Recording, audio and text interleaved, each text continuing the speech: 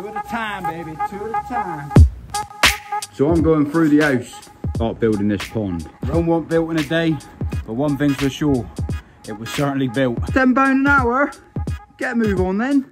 Look, he said he don't want to be in the video. 2, 1. Just in the middle of sorting out all of this. Some of the ball valves, they've all been reused. Almost all of them. Almost, mate, almost. Look at the state of me, son. Look at it. It hasn't killed the parasite. I am absolutely riddled in Costia. I've never had this happen to myself before. You know what's happening. Flip her upside down like so. Take a scrape, up a little bit of the mucus. This one takes a little bit longer to come on, but just whack your cover slip on. If there is any parasite on there. 100 magnification. I knew this was going to happen. This Costia is a right pain in the ass. It's going to be costing me some money to get some treatment now, isn't it? Right then, I need to get all these blocks round the back of my house to start building this pond. So in 3, 2, 1. Well, the runway is ready for the blocks. Got to keep Mrs. Whisperer happy. She's at work today, so I'm going through the house. Look at that. That's what you call the absolute genius idea. She'll never know until she sees this video. Bosh. Halfway. Called in the reinforcements.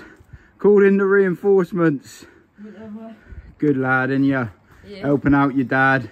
Always. Always. How much an hour? 10. £10 an hour? Get a move on then. Come on then, father. Woo. Getting through it. It's hard graft, mine. One by one. One by one. Rome wasn't built in a day, but one thing's for sure, it was certainly built. Wait, baby!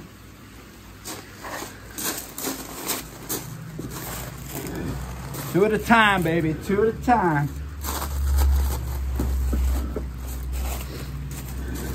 Be interesting to know how many more blocks I might need to go and search for. But we'll get there in a minute. Out of breath? Yep. Out of breath.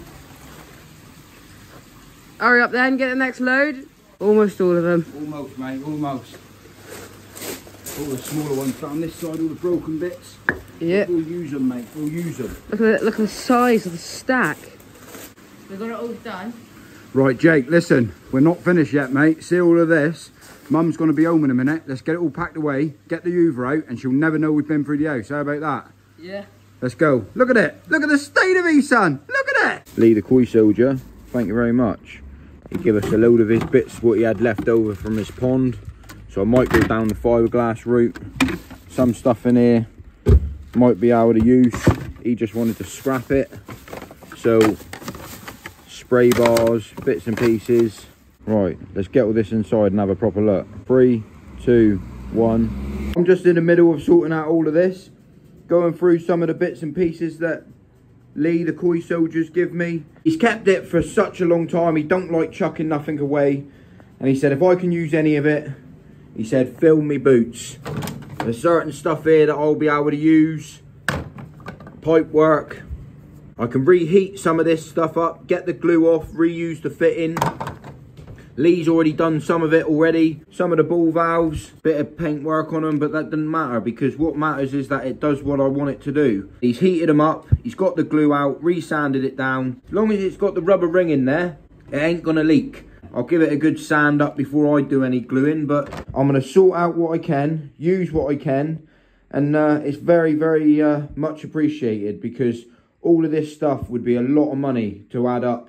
And it's just about me reusing certain things and getting what I can from it.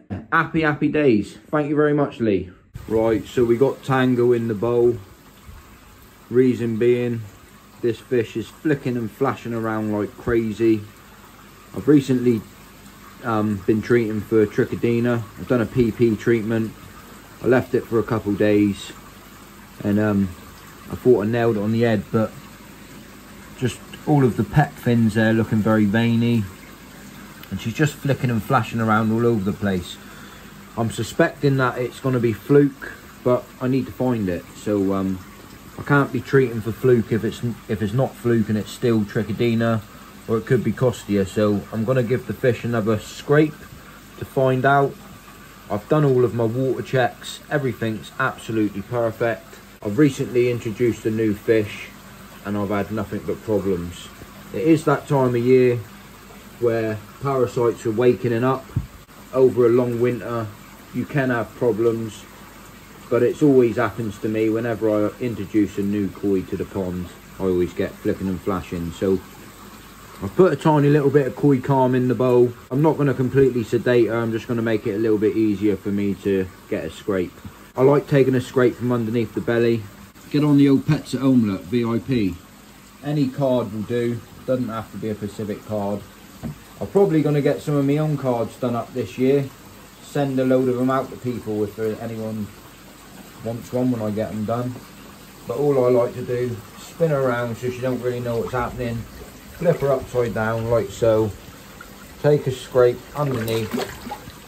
Plenty of mucus there on that card. I'm just going to let her go. Right then, so all I do guys is I just use one of these little syringes. I suck up a little bit of the mucus. All you want to do is just transfer it onto the slide itself. What I like to do, take a little bit of pond water and just literally on the actual slide itself, just put yourself one drop of water, just like so. I always like doing 2 samples. It just helps spread out the mucus a little bit. One thing you want to use is a cover slide. Make sure that you've only got one. Just literally put your cover slide over the top. That just spreads out the mucus a little bit easier and it helps you identify the parasites that little bit quicker. So I currently have 2 microscopes. It takes a little bit longer to come on, but this one here is a really good one if you got bad eyes, a bit like myself. And then I got my backup one for double checking each slide as well.